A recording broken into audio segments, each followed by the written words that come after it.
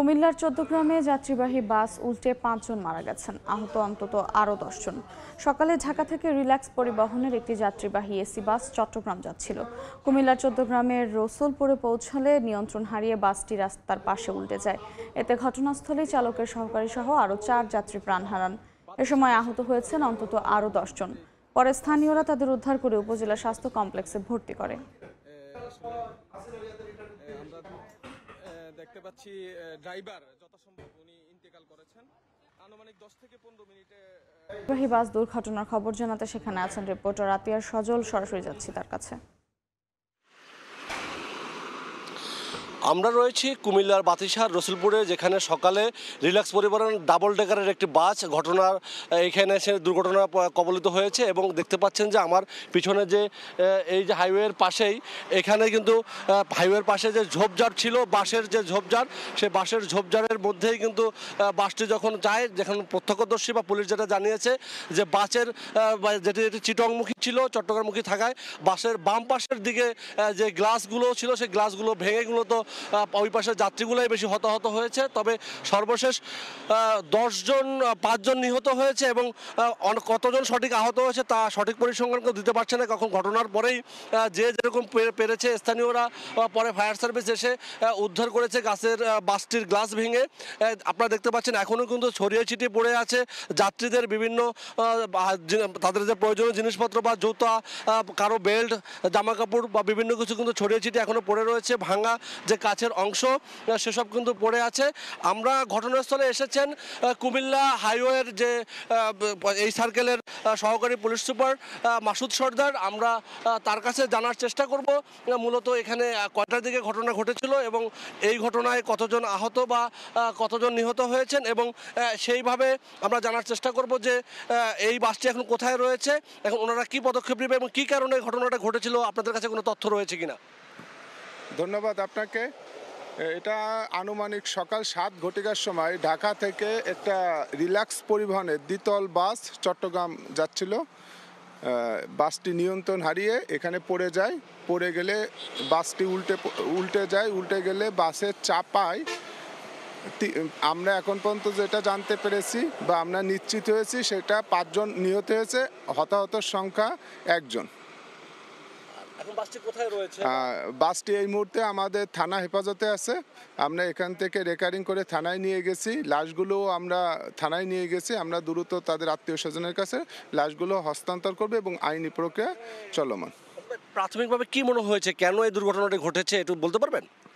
প্রাথমিকভাবে আমাদের যেটা মনে হচ্ছে, যেহেতু সকালবেলার ঘটনা, মনে হচ্ছে এটা ড্রাইভারের কোনো অসতর্কতার জন্য হয়তো নিয়ন্ত্রণ হারিয়ে, যেহেতু এখানে অন্য কোনো গাড়ি বা কোনো কিছু ছিল না, নিয়ন্ত্রণ হারিয়ে। তারপরে আমরা এখনও নিশ্চিত করে কিছু বলতে পারতেছি না। এখানে আশেপাশে কোনো সিসিটিভি ক্যামেরা বা কিছু নেই, আপনারা দেখতে পাচ্ছেন। আমরা এর আগের যে সিসিটিভি ক্যামেরা ফুটেজ, এটা আমরা নেওয়ার চেষ্টা করতেছি। এটা আমরা পেলে আমরা এটা যাচাই করে দেখব যে অন্য রকম কোনো কিছু পাওয়া যায় কিনা। যারা নিহত হয়েছে তাদের কি কোনো পরিচয় পেয়েছেন আপনারা? আমরা ইতিমধ্যে 2 জনের পরিচয় পেয়েছি আর আমরা যোগাযোগ করতেছি। আমরা খুব শীঘ্রই, যেহেতু সবাই বাসের যাত্রী, আমরা পরিচয়টা পেয়ে যাব। বাসের যে চালক ছিল, চালক বা সহকারী, তাদেরকে কি পেয়েছেন? তাদের সাথে কথা বলতে পারেন? তো আমরা আর কাউকে পাইনি। আমরা বাসের চালক বা সহকারীকে এখন পর্যন্ত আমরা পাইনি। আমাদের তাদের গ্রেপ্তার বা আটক প্রক্রিয়া চলমান। আমরা আমাদের সোর্স নিয়োগ করেছি। আমরা আশা করি দ্রুতই তাদের খোঁজ পাব। ধন্যবাদ আপনাকে। শুনলেন যে এই ঘটনায় যারা নিহত হয়েছে তাদের 2 জনের পরিচয় তারা শনাক্ত করতে পেরেছেন, বাকিদের পরিচয় এখনও তারা শনাক্ত করতে পারেনি পুলিশ। এবং যেটা বললেন যে বাসের চালক বা চালকের সহকারী, তাদেরকে কিন্তু এখনও পর্যন্ত কিন্তু কোনো আইডেন্টিফাই করা যায় নাই বা তাদেরকে নিশ্চিত করা যায়নি যে কে চালক বা কে সহকারী ছিল। তবে তারা ওই চালকদের বা আইডেন্টিফাই করতে বা তাদেরকে ধরে জিজ্ঞাসাবাদ করার জন্য চেষ্টা চালিয়ে যাচ্ছেন। হ্যাঁ, সব মিলেই কিন্তু দেখছেন যে আমাদের এখানে যে এই বা চট্টগ্রামমুখী যখন চট্টগ্রামমুখী যখন বাসটি ছিল, চট্টগ্রামমুখী বাসটি যখন এই বাতিশা নামক এই জায়গাটিতে রসুলপুরে এইখানে দেখছেন যে আমাদের বাসের যে ঝাড় ছিল সেই বাস যে ঝোপঝাড়ের মধ্যেই কিন্তু বাসটি পড়ে যাওয়ার কারণে কিন্তু বাম পাশে যেসব যাত্রী ছিল তারাই মূলত বেশি হতাহত হয়েছে। এবং দেখতে পাচ্ছি আমরা এখানে বাসের যে আপনাদেরকে যদি দর্শক দেখানোর চেষ্টা করি, এই যে বাসের যে অনেক গোড়া রয়েছে, যেসব বাস আগেই কাটা হয়েছে সে সকল বাসের জায়গায় কিন্তু পড়ে গিয়ে সে সকল বাস কিন্তু মানুষের শরীর হয়তো ঢুকে গিয়েছে। আমরা এখানে যেটা দেখানো যাচ্ছে না রক্তাক্ত অবস্থায় বা অনেক রক্ত পড়ে আছে, মানুষের শরীরের অনেক কিছু কেটে ছিঁড়ে লাগা আছে এবং জামা কাপড় পরে আছে, মোবাইলের কাভার বা বিভিন্ন ধরনের জুতা বেল্ট এগুলো কিন্তু ছড়িয়ে ছিটিয়ে পড়ে আছে। আমরা যতদূর এখানকার স্থানীয়দের সাথে কথা বলে জানতে পেরেছি যে এই ঘটনার পর কিন্তু স্থানীয়রা ছুটে এসে যেহেতু বাসটি ছিল ডাবল ডেকারের রিল্যাক্স পরিবহনের ডাবল ডেকারের ছিল, যার কারণে কিন্তু এখানে যাত্রীরা এখান থেকে সহজে বের হতে পারেনি জানলা খুলে।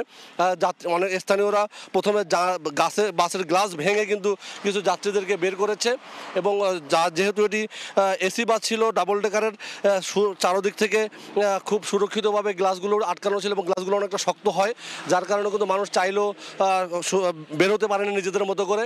স্থানীয়রা এসে ভেঙে চুরে যখন বের করেছে তখন এর মধ্যে কিন্তু বাসের ভিতরে নাকি 5 জনের মৃতদেহ স্থানীয়রা এবং ফায়ার সার্ভিসরা উদ্ধার করেছে।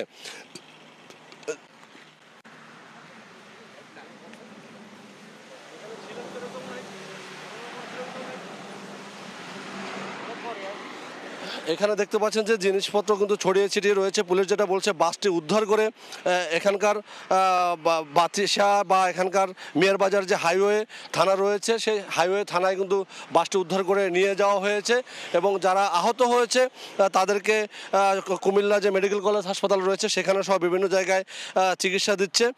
দেখতে পাচ্ছেন খুব ভয়াবহ দুর্ঘটনা। এখানে বাসটির বিভিন্ন যন্ত্রাংশ ভেঙে চুরে পড়ে আছে। স্থানীয়রা যতদূর জেনেছি যে স্থানীয়রা এটি উদ্ধার করে প্রথমে যারা আহত হয়েছিল তাদেরকে বিভিন্ন হাসপাতালে পাঠিয়েছে। পুলিশ যেটা বলছে যে এখন পর্যন্ত তারা যাত্রীবাহী বাস দুর্ঘটনার খবর জানছিলাম কুমিল্লার চৌদ্দগ্রাম থেকে।